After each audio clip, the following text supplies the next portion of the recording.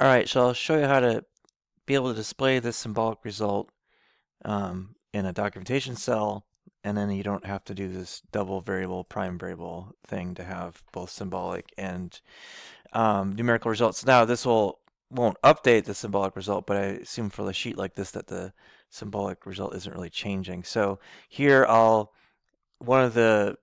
just add it to this documentation cell. One of the features here is be able to insert equation. Now this feature needs some usability improvements, but for now, what it allows you to do is type in a LaTeX format. Now, a lot of people don't know LaTeX format, so the easy way around that is to copy. If I Control C, that copies the LaTeX version, and I can copy this as well. So I'll show you how to do that. So if I do hit the equation, or Control E will get me the dialog, and I can Control V. That gets me the eta, the first part, eta equals. Now in Windows, if I window key V, the first time you do this, you have to set it up, but it keeps a clipboard history, so I can get that first thing I copied.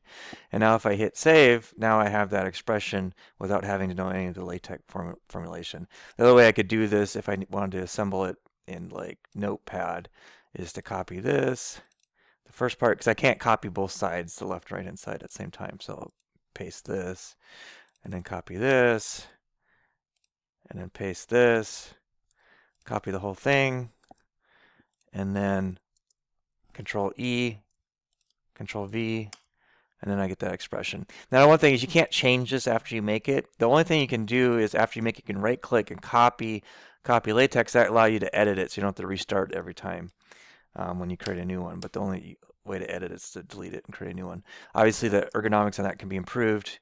But for now, it allows you to do any kind of math expression. And so same thing for the second one. I'll copy this, copy this. The reason I'm copying it all at once is because once I'm in this dialog, I can't move out of this, otherwise I'll lose it. So I got to do it all at once.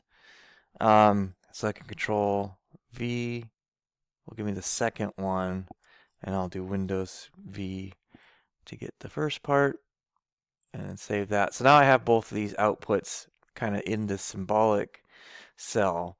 So now I can get rid of these, and I can get rid of all the prime stuff. And that's the version I put on my response.